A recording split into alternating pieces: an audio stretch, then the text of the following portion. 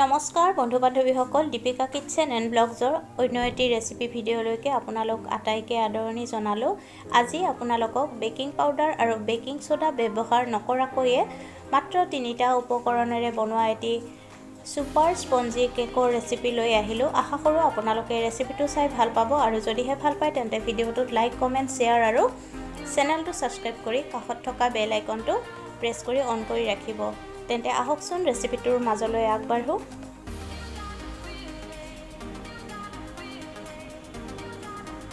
প্ৰথমতে এটা বাটিত 3টা কণী ভাঙি দি দিব।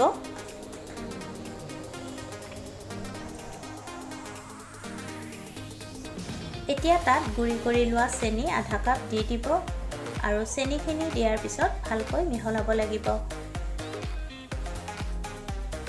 খুব ভালকৈ ফেটি ল'ব লাগিব কণী আৰু চেনিৰ মিশ্ৰণখিনি, আৰু তাত কণীৰ চেণ্টটো গুচি যাবৰ কাৰণে ভেনিলা এচেন্স অলপমান দি দিব লাগিব। ভেনিলা এচেন্স দিয়াটো অপচনেল, আপোনালোকে থাকিলে দিব, নাথাকিলে নিদিলেও কোনো কথা নাই। আৰু এতিয়া তাত ময়দা দিব লাগিব 1/4 কাপ। তাৰপিছত ভালকৈ মিহলাই ল'ব। মিশ্ৰণটো ঠিক ভিডিঅ'টোত দেখুৱাৰ ধৰণে হ'ব লাগিব। এতিয়া এটা কেক টিনত ৰিফাইন অইল সানি ল'ব আৰু তাত বাটাৰ পেপাৰ দি দিব আৰু কেকটোৰ কাষেৰেও বাটাৰ পেপাৰ কাটি দি দিব। এতিয়া বনাই লোৱা কেকৰ মিশ্ৰণখিনি দি দিব লাগিব।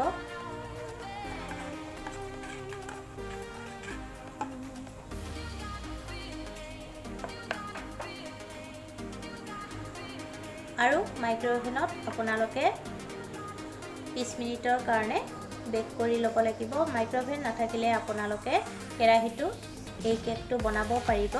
মাইক্ৰ'ৱেভটো আগতে 5 মিনিট প্ৰিহিট কৰি লোৱা হৈছে। কেৰাহীত বনালে আপোনালোকে 25 মিনিট ব্ৰেক কৰি ল'ব। এয়া দেখিছেনে, কেক ৰেডি হৈ গ'ল। পুনৰ উপস্থিত হ'ম আন এটি নতুন ৰেচিপি ভিডিঅ'ৰ সৈতে। আজিলৈকে আহিলোঁ, ধন্যবাদ।